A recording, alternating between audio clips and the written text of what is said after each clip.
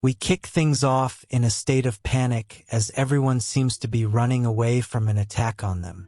On the other hand, one man seems to be chilling as he eats an apple and comments that there's a serious scene today. We can see that the people of this world can use barriers, but it's going to take a lot more than those to stop what's going on over here. The barriers do end up breaking and a sweet little kitty cat is in danger. Luckily, the man who was farming aura with an apple comes to the rescue and uses a barrier to save the cat.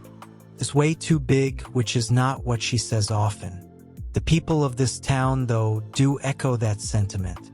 The only man who can do this is the court magician, and he happens to be the hero of this story. The people scold him for focusing his attention on one cat rather than all the other folks, but he asks them why they're being so salty about it. After all, his barrier is not just saving the cat, but is also saving everyone else. Our hero ends up saving the whole town from the collapsing castle, and he is helmed as a true savior. Now, we move to the future where our hero, whose name ironically happens to be Shield, has gotten engaged to a cutie pie. However, she does not look too thrilled about it. Her name is Elaine, and we see Shield asking her what's up. Elaine doesn't say anything and instead smiles cutely to tell her fiancé it's going to be a very fun day. This seems to make Shield very excited, because the fun he is imagining cannot be explained here due to the many guidelines that Comic Guzzlers religiously follows. Shield lets his intrusive thoughts take over, but that's as far as his intentions are going to go, because he's getting the Julius Caesar treatment, although without the actual stabbing. Our hero is surrounded by guards and is banished from the country due to some suspicions of him planning a coup. Shield can't believe this and claims his innocence, but there seems to be some kind of evidence that was found in his house. Our hero does not know anything about the papers that are presented, but then Elaine says she is sorry for what she has done. It looks like Elaine had entered Shield's room without his permission, and she claims she did this because she was worried about what he was planning. However, from the evil look on her face, it's safe to say that Elaine played Shield and has sabotaged him by planting fake papers. Bro realizes that he has been set up, but it's too late to save his face now. We learn that Shield's magical barrier ended up keeping the country safe from monsters and invasions for a while. But now, he is being banished as if everyone just forgot about his efforts. Shield asks if the king knows about this as well, and to his horror, the answer is yes. If the king himself is involved here, then there's not much our hero can do now. Shield tries to farm aura one last time by walking away on his own accord. He even asks if he is going to get a severance payment, but nobody is keen on doing that. Even so, Shield makes a flashy exit and bids farewell to everyone who did him dirty. As our hero gets sent away, he wonders why he has found himself in this situation. Shield did his best not to make any enemies by not getting involved in politics. He may have partied a bit too hard and rizzed up some fine ladies, but that shouldn't be enough for him to be betrayed on such a high level. When he announced his engagement to Elaine, there were some folks who looked at him with disdain, but Shield maintains that he has been wronged, and he is speaking facts. He has lived his life with effort and dedication, so he doesn't deserve this punishment. We learn that as a kid, Shield realized that he could only use barrier magic, so he kept honing it to get to this level, even though he'd get made fun of for not having any cool attack powers. It was because of these efforts that our hero became the most powerful barrier mage in the whole country.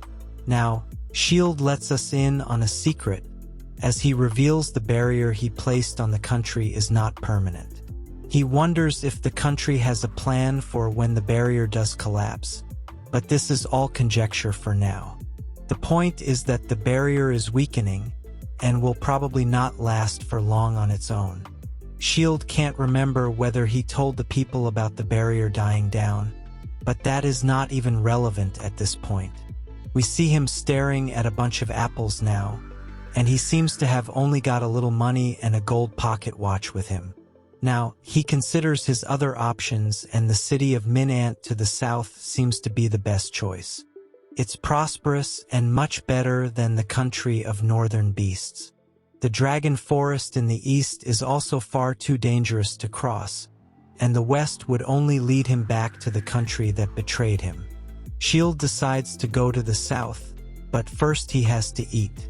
Our hero enjoys his meal a bit too much, and he wonders if being banished is even a bad thing for him. After completing his meal, he leaves the restaurant, but a group of 3 men seem to follow him from that point. Shield notices this, and then he stops when he finds himself in an alley with these men. He asks them what they want from him, but it looks like they want to take his life. Shield is rather calm, and he realizes that these goons are not going to talk to him. They take their stances against him, but our hero seems to identify them. He asks if these goons are from the Knights group, and it causes them to break a sweat. Shield knows exactly what to do now, and he raises a barrier. He utilizes the barrier in a way that he destroys the weapons, and this causes the goons to use gravity magic. This doesn't seem to work on Shield, who is farming a lot more aura now as compared to when he was actually trying to be like Sung Jin Woo. Our hero uses the gravity magic for himself and reflects the force onto his attackers. The goons are on the floor, and Shield explains that even though he can only use defensive barrier magic, he can twist and turn it in ways that allowed him to rise to the royal court. The goons can't believe this because they thought Shield was just a normal barrier mage. Our hero asks these goons who it was that hired them, but they say they can't reveal this information. Shield tells them that ever since he reflected the gravity magic, he has had control over it, so it won't stop unless he decides to do so. Shield does not want to waste too much time, so he asks the leader of the Knights if there are more like him. He reveals that since he and his men have failed, there will be more who will be sent after our hero. It looks like whoever hired these Knights clearly wants to end Shield so that he can't take back his position. Shield gets it, so he stops the gravity magic, much to the surprise of the goons. Our hero doesn't care because he can always defend himself from guys like these. He knows they won't be able to harm him no matter how hard they try. This is, after all, the true power of a court mage. The goons have so much respect for Shield that they bow down to him as they leave. This gives our hero plus 1,000 aura points, and he begins to think about what else he can do. There's no way for him to secretly stay within the country, so he should go south. But he knows that his attackers might follow him there, and the same logic applies to the north too. In this case, his best option would be to go east, which is the least favored option. Of course, his attackers won't follow him there, but there will a lot of hassles on his path. Shield is angry, and he promises to get his revenge from the captain of the Order of the Knights. He does not seem to like bugs a lot, as can be seen when he frantically looks around to check if any bugs have fallen on him. Shield is relieved when he doesn't spot any bugs, but then suddenly, an insect falls on his shoulder, after which there's a whole bunch of bugs going after him. This is a nightmare for Shield, so he cries for help and runs away as far as he can. Suddenly, a massive dragon shows up, which is not good news for anyone. However, Shield seems to be relieved that it's a dragon and not another bug. He turns his back to the dragon and ignores it, but this does not go down well for the beast. The dragon tells Shield not to behave this way, but our hero is shocked that it can speak. The dragon calls out to our hero and dares him to fight, but Shield wants to know how it can speak the human language. The dragon reveals his name to be Bahamut and proudly states that he is the most powerful species in the world. He is surprised that Shield has not heard of him, but anyway, he decides to eat him up. Shield is not interested in this, so as Bahamut attacks him, he uses his barrier of reflection. The reflection hurts Bahamut and he almost falls to the ground, but manages to maintain his stance. He can't believe that someone was able to block his attack, so he flies high into the air and launches a wind attack. This is not going to work on Shield, as he uses his barrier of reflection on this too. The wind attack goes quite far into the air, impressing Shield too. Bahamut is bleeding now, and he can't believe how he is unable to break a simple barrier spell. Shield argues that if the barrier could be broken, then it would not be called one. The dragon is even more shocked that he is being outclassed by simple barrier magic. Our hero farms aura once more by striking a pose and saying that he was honing this skill for around 10 years now. He has built all his strength and powers for this very moment, but Bahamut refuses to accept that a barrier has no weakness. He decides to unleash a flame attack, and it's looking quite powerful. Shield puts his barrier up in advance because he has no idea how strong this one is going to be. Bahamut unleashes his fury, and it's a massive fire blast, but Shield is miraculously able to stop it with his reflective barrier. He can see that the beam of light has magma all over it, so he uses his powers of reflection once again. With that, he is able to turn the impact of the entire fire blast back on the dragon and fry him to a crisp. Bahamut is still under disbelief that a human was able to do this to him, that too with a simple magic barrier. Our hero only comments that even a species as strong as dragons are fragile to their own attacks. Either way, the impact of the fire blast has carved a new way out for Shield, so he decides to follow it. As he walks by the residue left behind by the fire blast, he comments that the site is more like a natural disaster than simple magic. He notices a pile of solid magma and wonders what it could be, and then he sees someone stepping out from it. It's actually a cute girl, and she seems to be the dragon in human form. She likes Shield because he has a lot of power, but we don't know if the dragon is actually male or female. Shield wants to know who she is, but she says she is Bahamut in his human form. She says that she has done this after being defeated by her own flames, but Shield covers his eyes because the female form can awaken all kinds of intrusive thoughts. He asks Bahamut to act like a lady now that he has taken the form of one, so he does exactly that by creating an outfit with magic. For convenience purposes, we shall now refer to Bahamut as a girl, because that is what he looks like now. Shield still feels that Bahamut is wearing too little clothing, but she says he has to make do with what she has. Bahamut says that this was the first time she was unable to eat a human, so she will accompany him as he looks like a lot of fun. Shield asks her if she knows the way out, to which she says yes. This is good news for our hero because he was getting bored, and now he has a dragon girl for company. Bahamut tells Shield to go ahead because she needs to prepare something, but this was just a ploy from her end to trick our hero. She attacks him from behind and calls him out for trusting her too easily. However, the dragon girl is unable to harm Shield because he has an invisible barrier around him at all times. He lets her know this, and then he uses the power of reflection to smack her away. Now that Bahamut has no other option, she follows Shield like a good girl and offers him directions out of the forest. He veers away from her instructions, so she calls him out on it. He tells her that she should lead the way because there is no point for her to follow him from behind. As he has just shown her, attacking him from behind is not going to accomplish anything at all. He then asks if they have reached the town yet, to which she says no. This is not good because Shield does not have a lot of supplies left. This is mainly because of Bahamut herself, who has eaten a huge chunk of his supplies. She argues that she only ate them out of novelty because she actually craves human blood. Having said that, she is drooling over the prospect of more food, so Shield tells her to calm down. Now, Shield tells Bahamut that her name is too long for him to remember, so there has to be some other option. She reveals that centuries ago, some people called her Fae, so Shield says he will refer to her by the same name.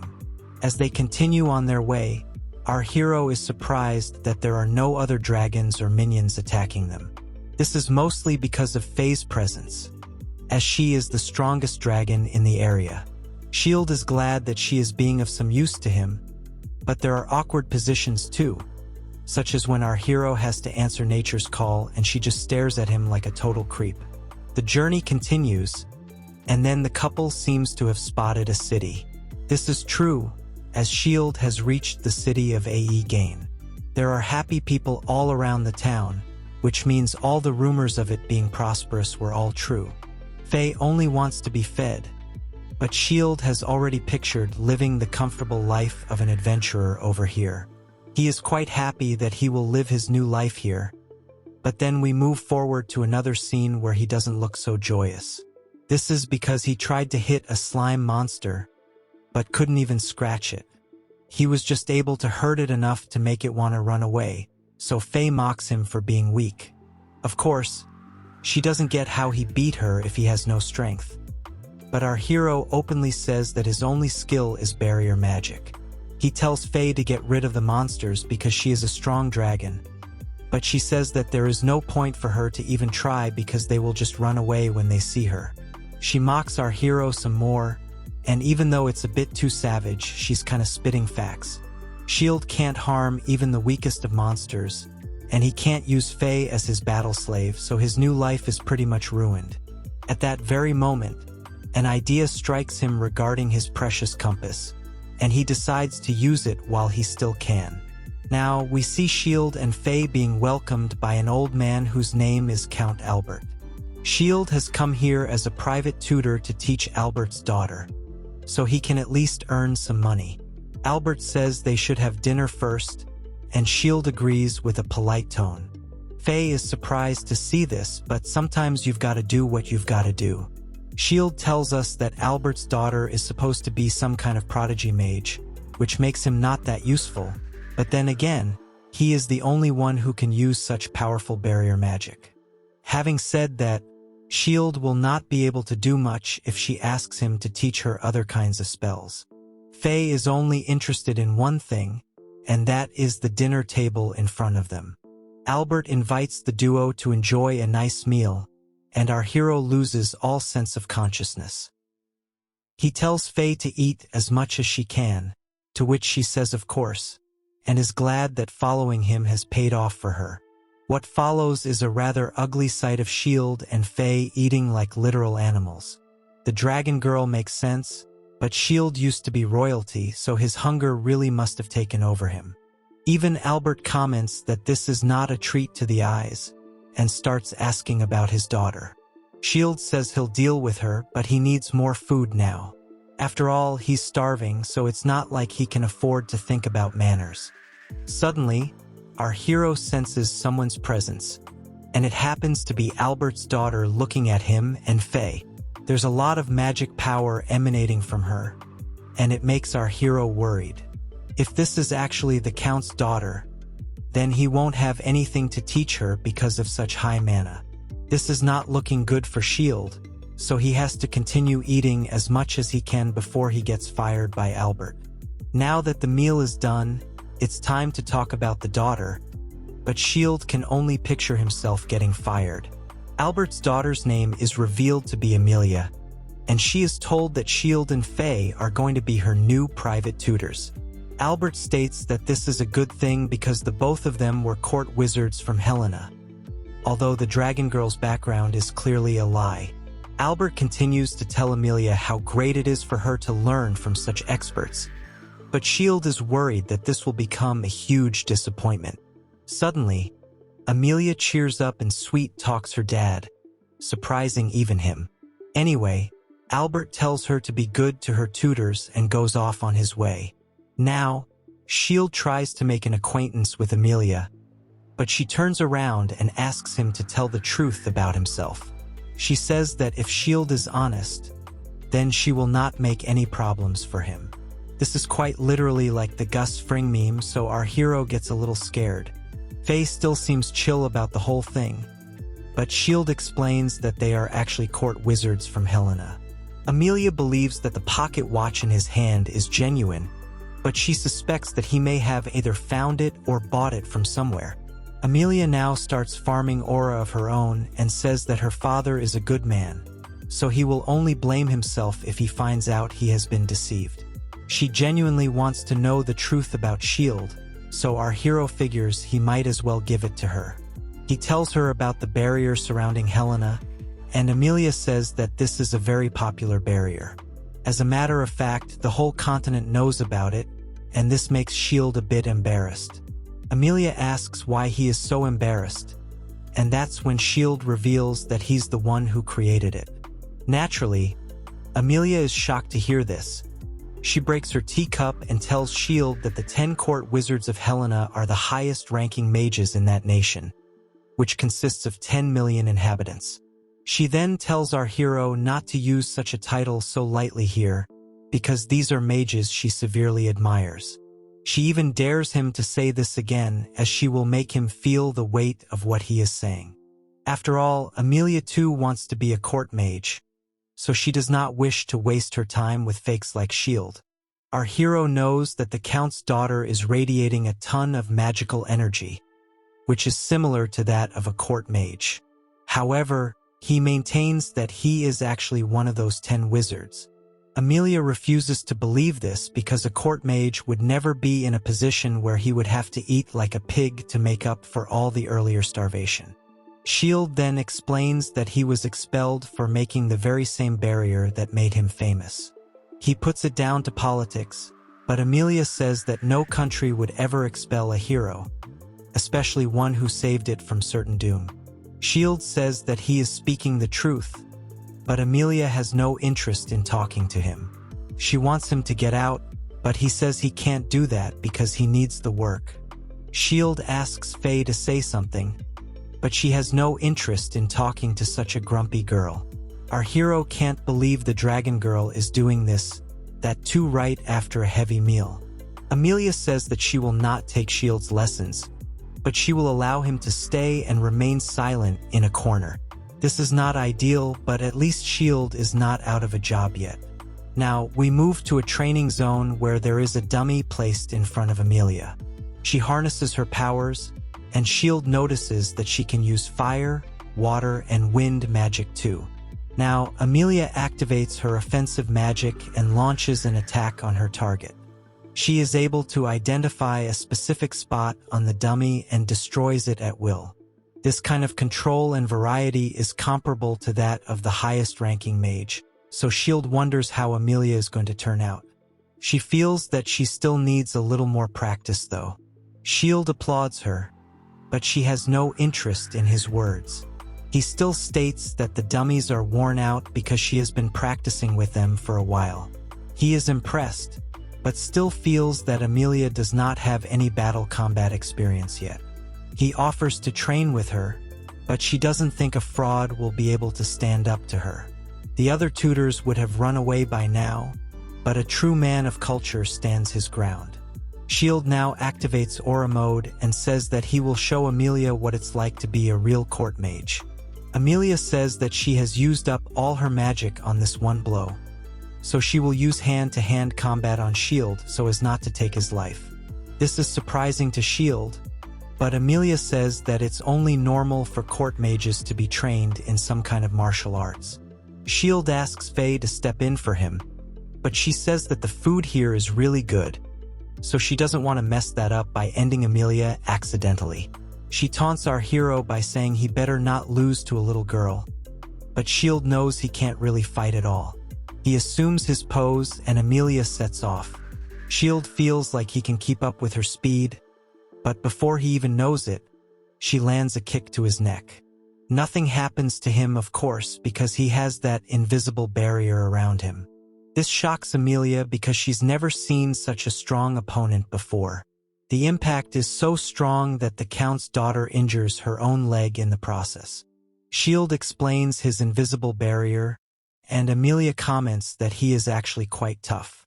It's nothing for S.H.I.E.L.D., as he doesn't even need to put in a lot of effort, but Amelia wants more, so she goes for a powerful punch. It looks like she's aiming for the face, so S.H.I.E.L.D. covers it, but that's exactly what Amelia wanted him to think.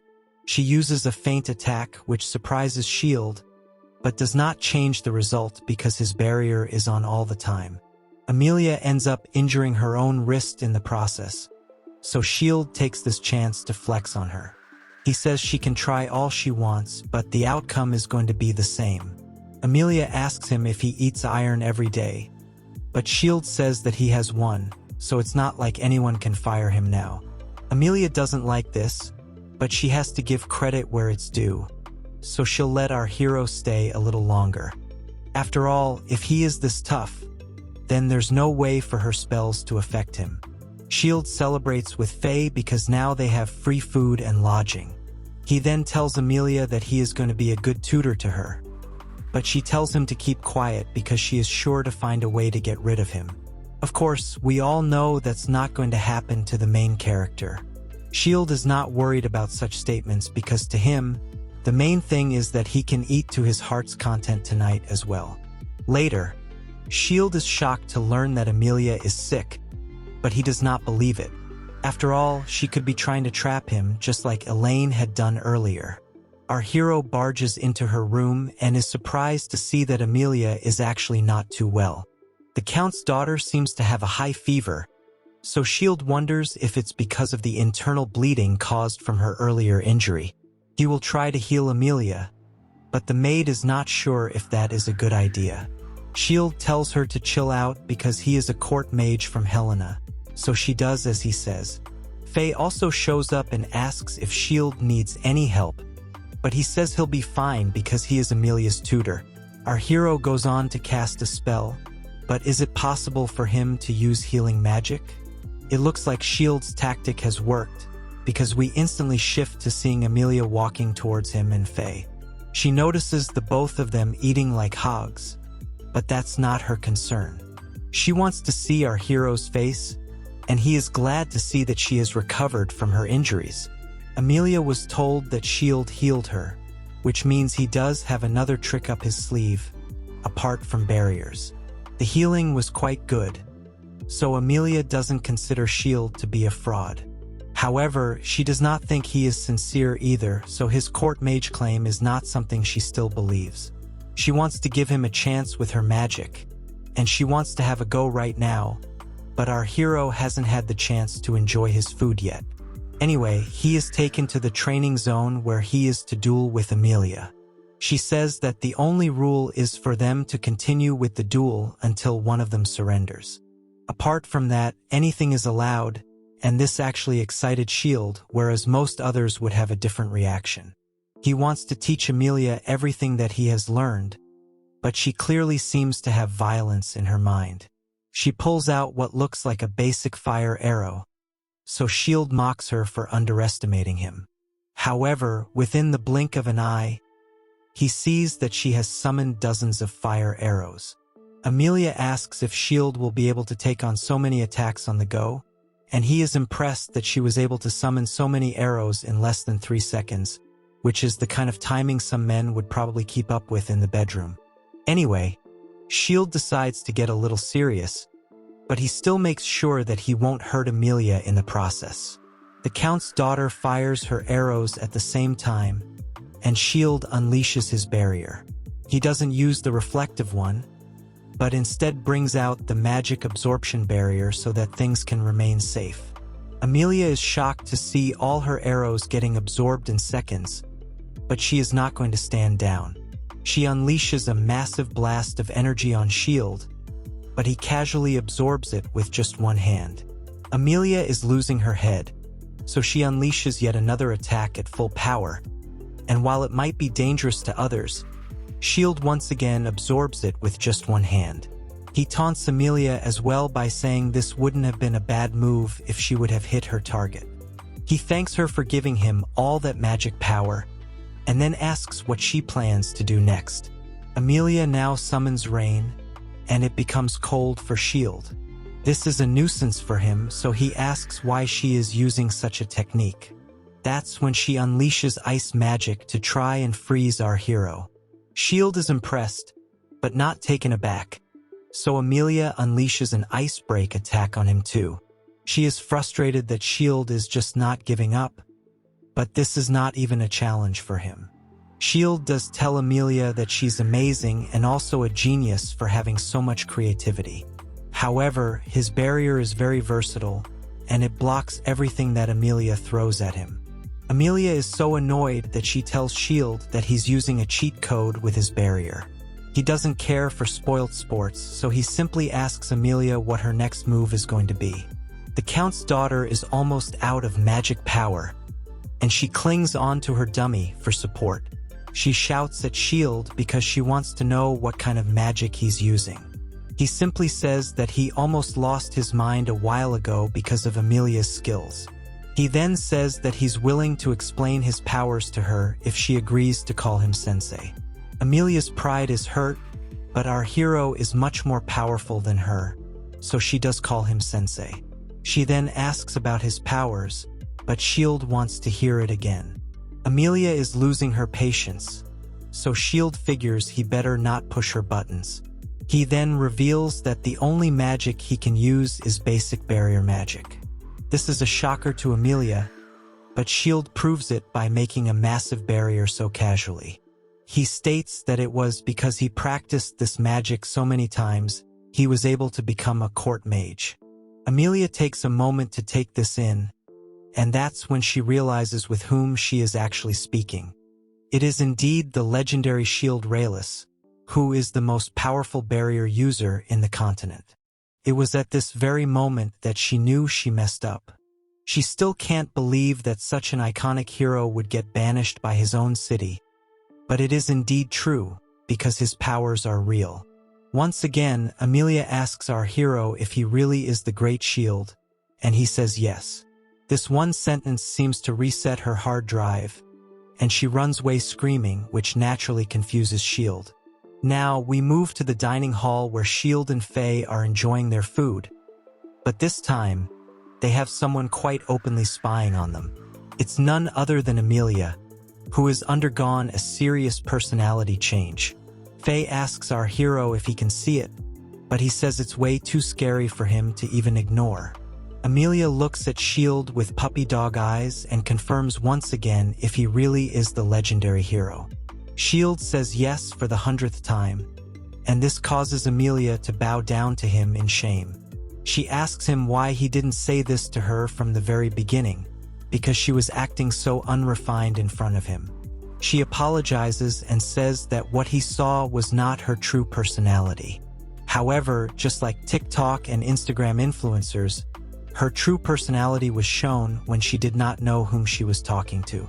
S.H.I.E.L.D. tells her that this current cute face she is showing is her fake persona, and he has a laugh about it. Amelia acts dramatically and says that she can't believe she acted so rudely in front of the great S.H.I.E.L.D. She has idolized him for ages and considers him to be the most respected mage in the whole of Helena. She is clearly feeling bad about her earlier attitude, so S.H.I.E.L.D. holds her and says that they should eat together.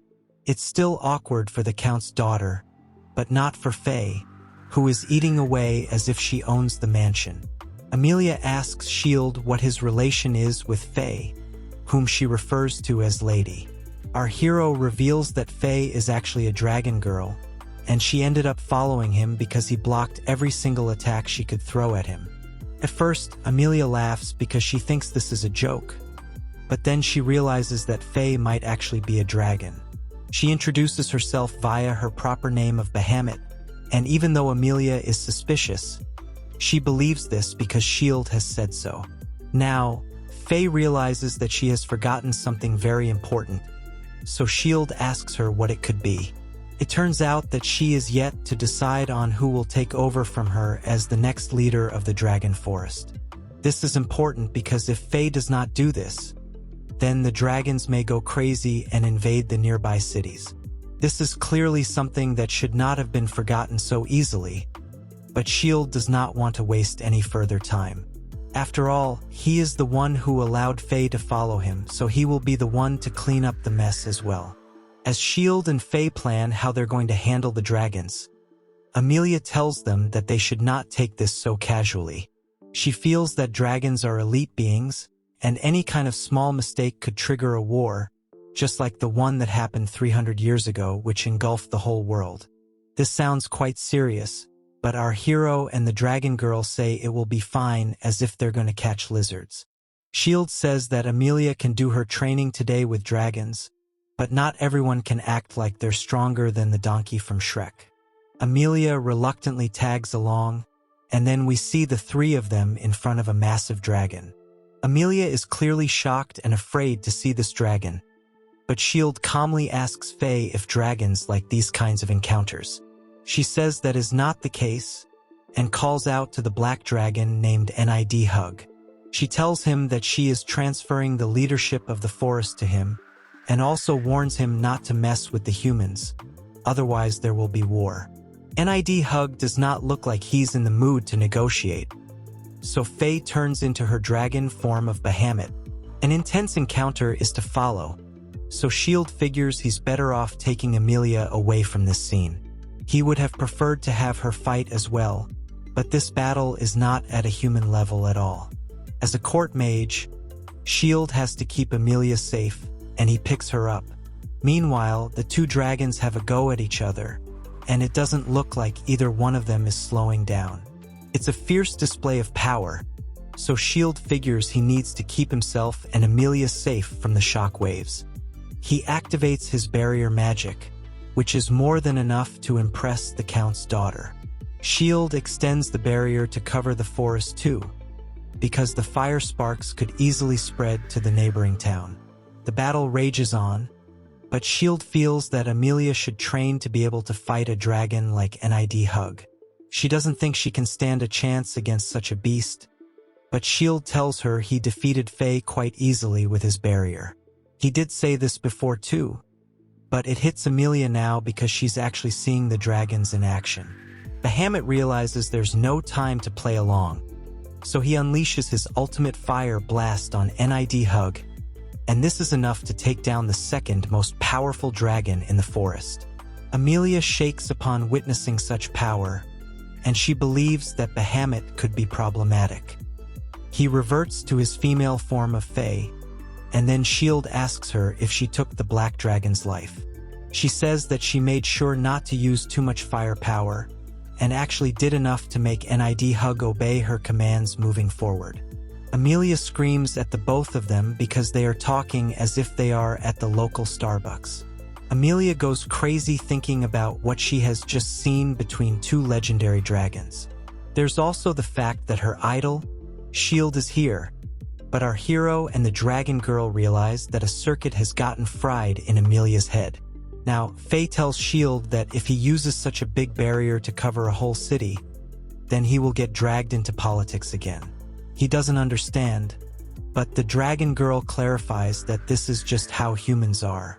The moment they see a great power, they will do whatever they can to take it away. That's real talk for sure, but Shield wants to have mercy on the city. Anyway, we now move to the mansion where our hero is having a chat with Albert, who also can't believe that Shield is actually the one who summoned such a big barrier. Normally, this would be a good thing, but then Albert says that he can't allow our hero to remain a tutor in his town any longer. This comes as a shocker to Shield, so he asks Albert why he is getting fired from his job. The Count says that Shield is a powerful magic user who is capable of altering the balance of power on the continent.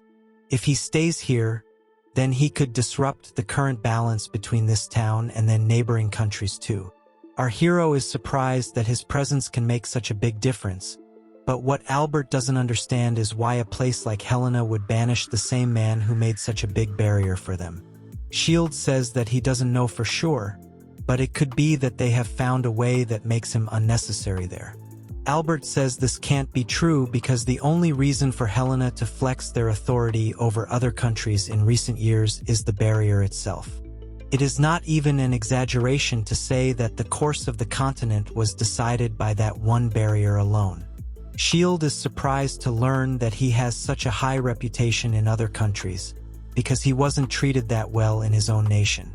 As a matter of fact, people used to give him grief for only being able to summon barriers. There were tons of folks who did not want him to become a court mage either. Albert is angered by this, and he comments that Helena never used to be so shameless when it came to treating its heroes. Anyway, the Count declares that he will be negotiating this situation with the central government because he can't handle this on his own. Of course, this is not good news for S.H.I.E.L.D. because it does not matter how much he does, he still ends up getting fired. Faye simply sits there and says I told you so, because there was no way politics would not get involved the moment such power became public. S.H.I.E.L.D. fires back at the dragon girl, because if she had been a bit gentler with the black dragon, then he would not have needed to use the massive barrier. She argues that if she had let her guard down, then she would have been the one who'd lose, so there was no other way. Hearing this makes Albert shake to his core, because he did hear that Bahamut and NID Hug were having a go at each other, but he never expected S.H.I.E.L.D. and Faye to be the ones fighting against the gods. Both our hero and the dragon girl are surprised to hear the word God, because this was not that big of a deal. S.H.I.E.L.D. then reveals that Faye is actually Bahamut, and even points out to her golden wings, which she can't keep hidden totally. He explains that she was the one who fought NID Hug and kept the city safe. Of course, Albert doesn't believe this and thinks that he is just being fed nonsense. After all, as per the lore of this country, dragons are believed to be gods, so to be told that he is standing in front of one is a bit too overwhelming. S.H.I.E.L.D. asks Faye if this is real, and she proudly says yes. Just hearing all of this is enough to make Albert sick to his stomach, so he says it's all out of his hands now. He STLLL asks S.H.I.E.L.D. if he would be willing to become his ally if he were to continue staying here. Our hero is not too sure about this because he could just be used and thrown away, exactly like what had happened in Helena. He laments the fact that he really does not have any good way to live freely. Anyway, it's time for a meal. And both S.H.I.E.L.D. as well as Faye are surprised to see an even more lavish menu in front of them. Our hero figures that this is because his true identity has been revealed to the people of this world. So he says that he won't be able to eat so much. Faye subtracts his aura some more by saying if it's him, then she's sure he'll finish whatever's on the table. As they eat their food, we can see that Amelia is looking at S.H.I.E.L.D. with not so innocent intentions. Faye can sense her intrusive thoughts and says that it looks like Amelia wishes to mate with our hero. This is wrong for a lot of reasons because we're not sure how old she is, and S.H.I.E.L.D. definitely isn't the Diddy or Drake type. He asks the dragon girl not to say such blunt things, but she maintains that he is a man who finds himself in a lot of troublesome scenarios. Even so, Faye likes him and wants to continue traveling with S.H.I.E.L.D. Our hero doesn't see anything good coming out of this, because Faye is the most sus girl he's ever seen in his life. Faye then says that if it ever gets too bothersome for S.H.I.E.L.D., then she'll have no problem flying away with him. There is some sincerity in what she says, so S.H.I.E.L.D. figures it's not too bad to stick with her right now. Later, Amelia guides S.H.I.E.L.D. to some place, but it seems quite suspicious, so he keeps asking her if he is going the right way. Naturally, S.H.I.E.L.D. is taken aback by this, but Meryl maintains that she has always wanted to marry the man whom even her sword could not reach. She asks S.H.I.E.L.D. once again to marry her and come to her land of beast men, but she receives a resounding no because as of now, their relationship is that of her trying to take his life. Amelia breaks this chat by saying her master only belongs to her, and she is more of his type. It looks like S.H.I.E.L.D. is never beating the lolicon accusations, but Meryl tells Amelia she will never be able to keep her master happy with her flat-screen LCD TV. The Battle of the Pillows is decided instantly with Meryl winning by a resounding margin. The cat girl then asks Faye if she too wishes to get with S.H.I.E.L.D., and she can also figure that she is not a human girl. Faye smiles and says that she only wishes to eat S.H.I.E.L.D., further confirming our hero's suspicions that the dragon girl has not given up on that idea yet. Faye reveals that she gains the powers of those she eats, so if she ends up eating S.H.I.E.L.D., then she will be quite literally unstoppable.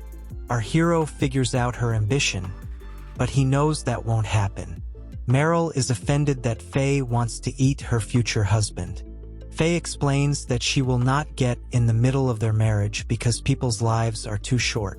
Instead, she will wait until S.H.I.E.L.D. is old and senile, because by that time, he won't be able to use his barrier magic smartly. This will give her the chance to eat him, but until then, she will remain his friend. Meryl does not seem to have a problem with that, and the two girls even shake hands over this. Shield is upset over this, and Amelia maintains that she will not hand over her master to these beast girls. The Count's daughter says that she will bury all her rivals, and also maintains that her flat-screen TV will definitely turn into a nice, soft set of pillows one day. In the middle of all this, Shield wonders if he will ever get a say in all of this. It looks like his power of Rizz has backfired on him. The drama isn't over just yet, as another voice asks to be a part of this story. She was a bit skeptical at first, when she heard that Shield was banned, but now that he is in front of her, she decides to show her curvy body to him. Faye can identify that this curvy babe can use spatial magic, which is quite impressive. She reveals her name to be Gabriel Paralai, and says that she is a rep for Minant. She has come here to invite Shield to her land, but to him, this is a case of déjà vu all over again. He apologizes to her and says that he is not going anywhere for now, but this is not going to fly with her. Gabriel does like stubborn people, but she has been given orders to bring Shield with her to Minant, and she will complete her mission. On that note, she vanishes into thin air, which surprises Shield, and the very next second, she shows up behind him. Our hero may have been caught off guard, but he does have his invisible barrier, so he is able to repel Gabriel. She is shocked because she can't see any walls or barriers, but she is not going to give up just yet. Faye can see that a big one is coming, but Meryl and Amelia figure they need to get out of here as soon as possible. It's too late for that, as Gabriel summons a giant orc monster to the city. She is ready to use force, so she commands the giant orc to attack Shield with his club. Such acts are redundant at this point, as Shield reflects the blow to break the club. Gabriel doesn't want any damage to be done to the city, so she sends the club back to another dimension, which intrigues Shield. Gabriel may not want to cause damage, but if she is up against such a tough opponent, then she will have to risk some injuries. The giant orc launches a full-power attack on the barrier and strikes it with everything he's got. Gabriel is confident that this will work, but to her surprise, the barrier's reflective power destroys the giant orc. Shield is completely unbothered to the point where he is not even paying attention to what Gabriel has to say. Gabriel needs to achieve something at least, so she asks Shield to give her company for a bit longer. She summons a mass of land, but it looks smaller than the orc monster, so Shield is not bothered. However, Gabriel reveals that this is just the tip of the iceberg. She goes on to reveal that she summoned something as big as a mountain, which is quite a ridiculous weapon to use. Shield panics and tells her not to do this, because the whole city will get destroyed by the mountain. She says that some damage can't be avoided, but our hero tells her that this will be a whole lot more than just some damage. Meryl sees that Gabriel is getting them involved too, which is a huge bother, so Faye brings out her wings to protect the others. Gabriel says that her actions only prove how desperate her people are, but Shield tells her he won't hold back this time. She's game and throws her mountain at him with full force. Our hero does his thing and activates the barrier, but Gabriel believes she has won this time. To her surprise, though, Shield is not only able to block the mountain, but also destroy it with his reflective powers. Gabriel is not ready to lose even after such a shocker, so she uses her spatial magic to try and teleport Shield to her land of Minant. Our hero isn't worried because he can repel teleportation magic too. He reflects the attack and remains unharmed, so it's time to strike one more pose and farm more aura. However, he only ended up transporting Gabriel's clothes via the teleportation, so her curvy body remains on display for everyone to see. Naturally, Shield's intrusive thoughts break free, and his nose starts to bleed. Meryl compares Gabriel's pillows to her own, but Amelia is shocked that her master does prefer his honkers to be big. Gabriel is exposed, so she asks Shield if he intentionally only teleported her clothes away. He tells her this is not the case, but our hero has been caught lacking. There are many other people over here who can see Gabriel, so S.H.I.E.L.D. gives her his upper shirt so that she can cover herself. She teases him for a bit, but he begs her to please put on his shirt.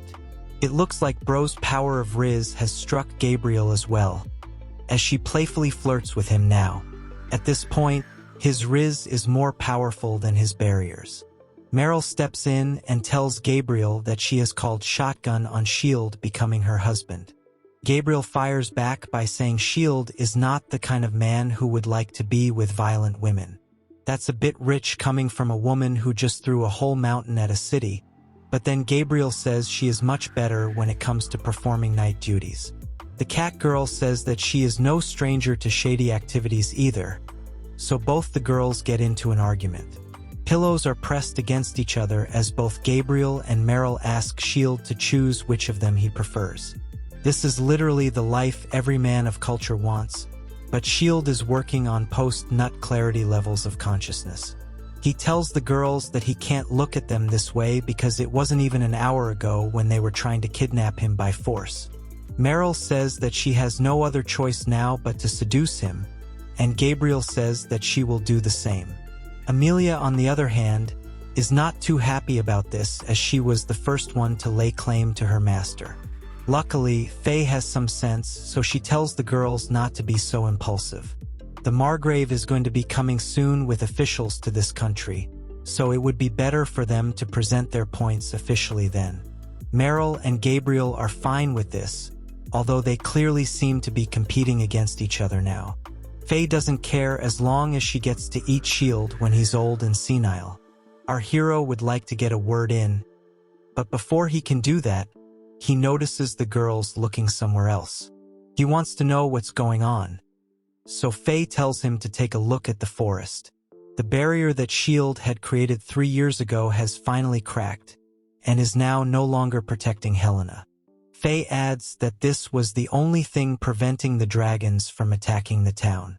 It was faster than S.H.I.E.L.D. had expected, but the others seem to be happy that the arrogant kingdom of Helena does not have any protection any longer.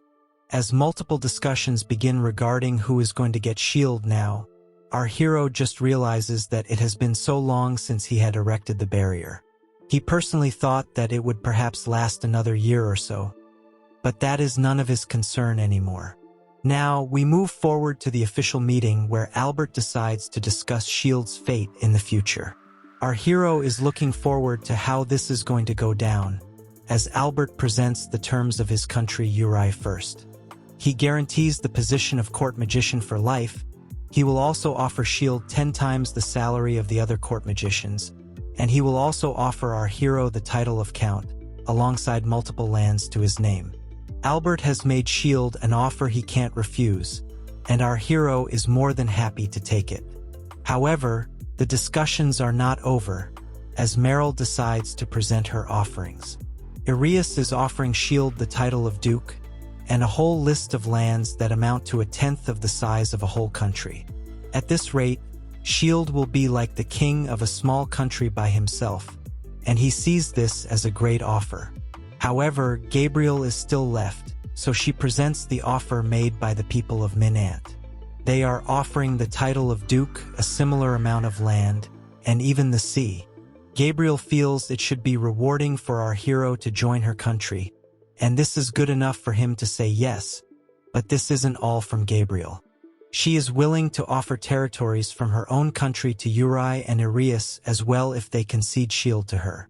This is an offer that even the Godfather himself would not be able to match, so both Albert and Meryl ask S.H.I.E.L.D. to go over to Minant.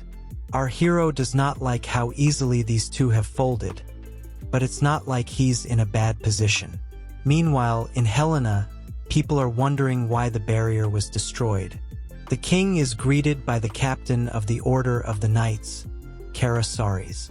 It looks like the ruler was not involved with S.H.I.E.L.D. getting banished earlier, like was told to him back then. This is because he asks Karasaris why our hero has not repaired the barrier when it has already been half a day since it broke down. Karasaris lies to the king and tells him that he has been missing for about 3 weeks. He then asks the king to put him in charge of the entire search for S.H.I.E.L.D., because he can't afford to get exposed by others. The king agrees to this because he believes that Karasaris can get the job done. The leader of the knights is happy to gain the king's trust, but the ruler is surprised that Elaine did not share this with him when S.H.I.E.L.D. went missing. This means that Elaine is the king's daughter, so the plot thickens. Karasaris is dismissed, but he is clearly going to try something shady. Later, he argues with Elaine because she was the one who came up with this absurd plan to banish our hero. She acts calm and says that it's too late to worry about that, because of course, she does not know the meaning of the word accountability. Elaine claims that she had no idea the barrier would collapse, which means there is no alternative set in place for S.H.I.E.L.D. If this is the case, then it's actually one of the dumbest plans we have ever seen here on Comic Guzzlers. Elaine basically did all of this so that she could marry the crown prince instead of S.H.I.E.L.D., but a woman as dumb as her shouldn't be royalty in any case. She does tell Karasaris that he is an accomplice in all of this, so it's not like he can escape the situation either. The knight leader is upset and lashes out at Elaine because she had promised to make him the prime minister for life if she would become queen. Elaine does not want to argue with logic, so she starts to put on a sob show and says that she only wanted to marry her beloved prince. Karasara figures there is no point in trying to argue with a Dumbo, so he has to keep the truth hidden at all costs. The first plan of action is to silence all the witnesses of the engagement disaster with money. Karasaris decides he will be the one to bring back S.H.I.E.L.D., and he will torture him as much as possible to make him put the barrier up again. This is a dumb statement because our hero is literally immune to everything. Anyway, Elaine leaves it all on the knight leader and exits the room, but Karasaris is quite angry that he has to go and get S.H.I.E.L.D. again. Now, we move back to the main official discussion where everyone seems to be in high spirits. S.H.I.E.L.D. says that he is quite happy with what Minant has offered him, but even so, he refuses to go anywhere. He is content with finding a job that pays well with maybe a few strings attached. This is not at all what anyone would have expected to hear, but at least S.H.I.E.L.D. wants to maintain his independence. Gabriel doesn't think there is any such job out there for our hero, and says that other countries will definitely try to get access to his barrier powers. S.H.I.E.L.D. does agree that there is no easy job out there for him, so Gabriel uses her big brain energy to suggest an alternative solution. She will give S.H.I.E.L.D. the land of Mirai, which is to the east of Minant. S.H.I.E.L.D. has already refused this, but Gabriel clarifies that in this case, she wants him to make Mirai an independent territory under his control. This is almost like he is going to become a king, to which Gabriel says that his land will be completely independent of Minant. In exchange for this, she just wants our hero to put up barriers in the cities near the Dragon Forest. This is great because Meryl and Albert agree with this logic because the other countries would feel at ease being safe from the threat of dragons. After all, S.H.I.E.L.D.'s power is way too great to belong to just one nation. By simply having a barrier at these cities, their defenses will be a lot higher than they can ever be. Meryl is happy with Gabriel's thinking, so she compliments her, and the two babes seem to get along with each other now. S.H.I.E.L.D. is also fine with this because he has heard that Mirai is a land blessed with tons of resources. With that, contracts get signed and champagne bottles are opened to celebrate a successful meeting. Meryl, Gabriel, Albert, and S.H.I.E.L.D. all raise a toast to a fruitful future ahead. As per the contract, our hero first has to go to the Beast Men land of Arius and make a barrier there. Next up is Minant, and a couple of other cities which S.H.I.E.L.D. is able to finish off quite soon. He is all done with his duties, but Faye is surprised that it hasn't even taken him a day to get this done. He tells her that if he wanted, he could have done all of this within an hour, but he wants to at least show that he is putting in an effort. Gabriel thanks our hero for his efforts as his powers are quite impressive indeed. S.H.I.E.L.D. asks her if he can move freely around Minant because he would like to explore the country slowly before he reaches Mirai. She hands him a permit to pass all the checkpoints, and she gives him a bracelet made of a ruby magic stone. It will certify Shield as the lord of his domain, and he is thankful to her for it. Gabriel would prefer it if he showed his appreciation by getting married to her, but Amelia wants him to stay with her as her husband. Meryl also wants to get married to our hero, so his Rizz skills have come back to haunt him yet again. Shield does not want so much drama because he doesn't want to lose his land in the divorce.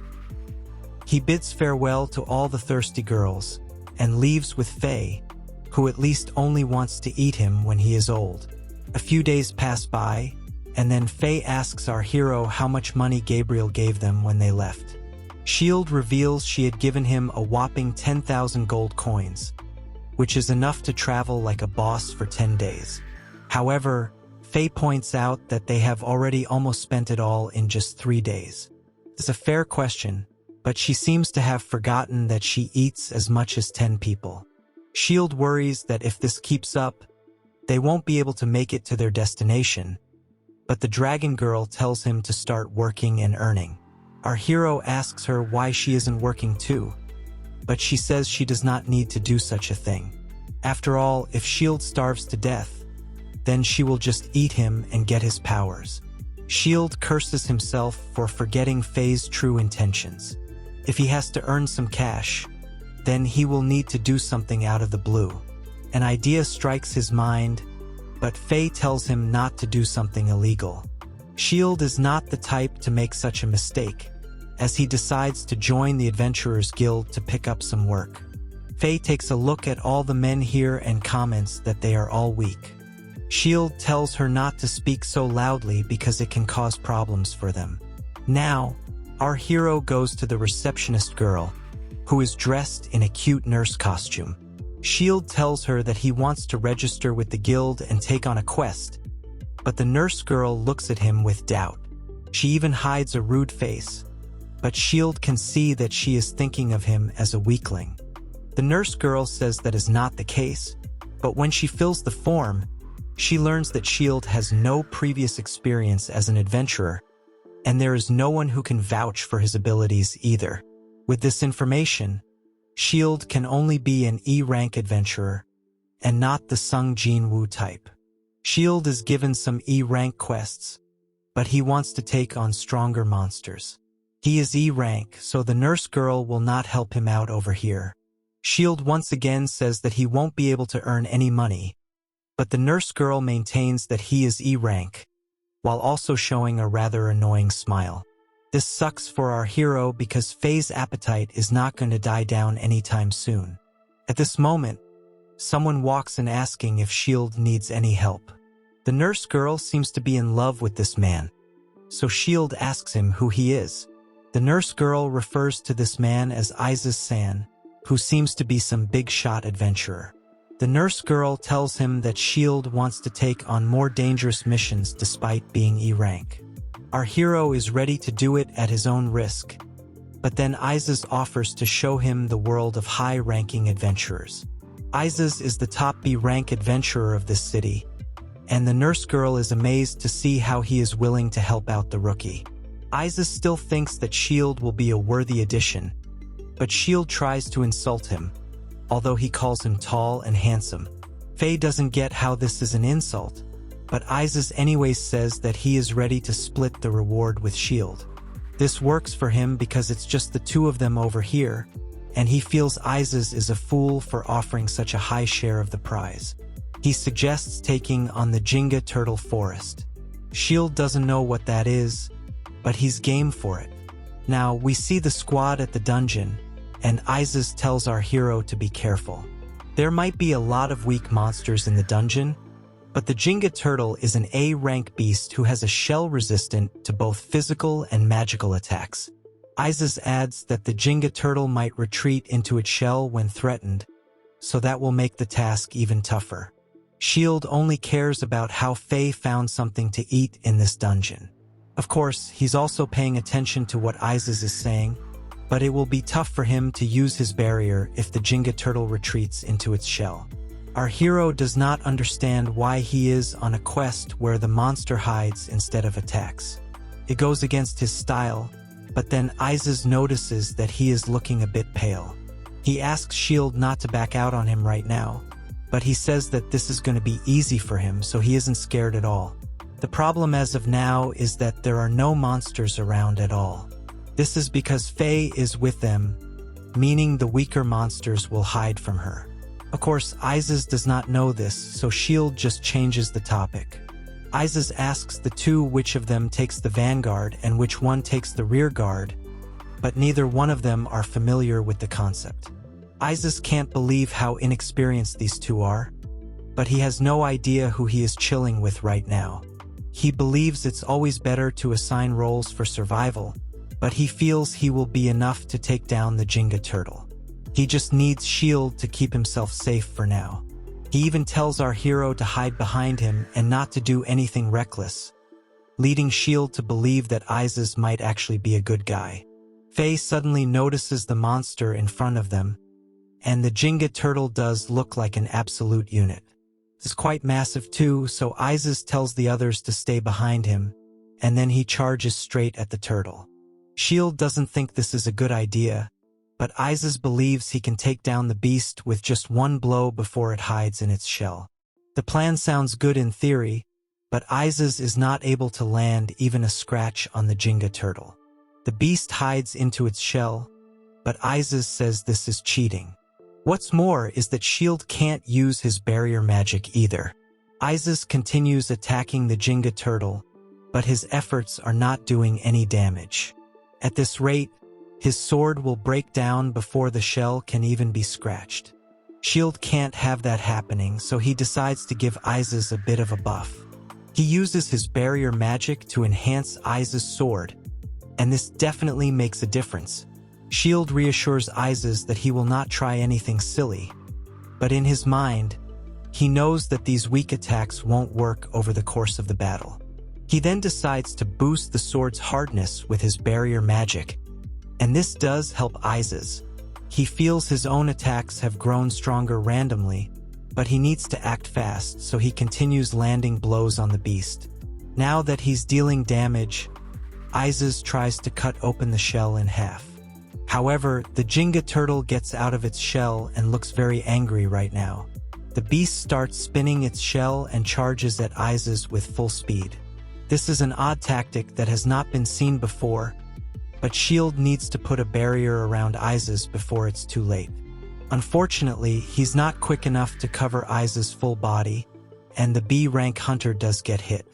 Luckily, enough of Isekai'd was covered to keep him alive, but now S.H.I.E.L.D. has to deal with the Jenga turtle. It's out of its shell now, but our hero can only use his barrier magic on it. Isekai'd regains his consciousness, but does not understand how he was able to block such a big attack. Anyway, he realizes that the Jenga turtle has been ranked incorrectly. It is not an A-rank beast, but rather an S-rank monster. He is clearly no match for it, but there's no reason to fear as long as S.H.I.E.L.D. is here. The Jenga turtle is now in an aggressive mood, so it attacks Isekai'd, but we all can see that he is at his limit. S.H.I.E.L.D. needs to create a distraction, so he whistles at the monster to try and get it over to him.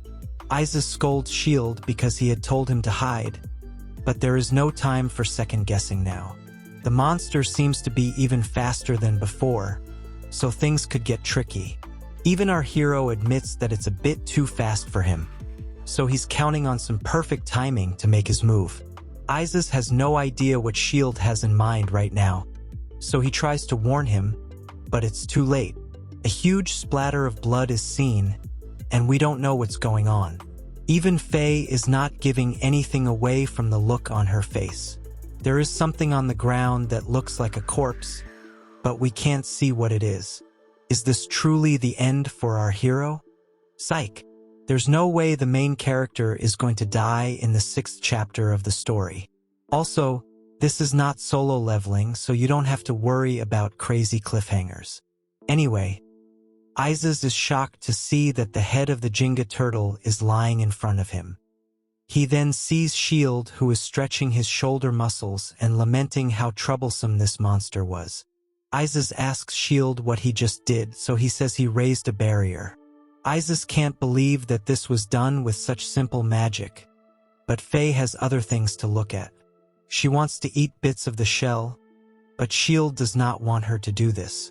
Isis doesn't think a little girl can eat the shell of such a powerful monster, but he does not know that she is a dragon.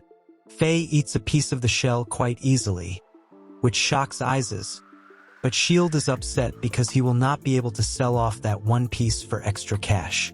Since Faye can gain the abilities of what she eats, she is now able to harden her wings. Seeing this is quite the revelation for Isis, but Faye is quite pleased by how strong her defenses have become now. S.H.I.E.L.D. tells her that she looks ridiculous like this, so she should hide her appearance like this. Faye agrees and says she will only bring out the hardened wings when it is needed. S.H.I.E.L.D. can at least sell the rest of the Jenga turtle, and he turns to Isis, but it looks like he has already fainted. Problems are definitely increasing for our hero, and he has no idea how to deal with them. When is S.H.I.E.L.D. going to get to his own territory? What exactly are the fools of Helena going to do to get him back? And will Faye ever give us a happy expression? Like, share, and subscribe if you love making barriers too. Show us some love so that we can get back on track and become renowned men of culture again. If you like this story, I'll try to make more recaps on similar topics. Okay then, I'll see you in the next one.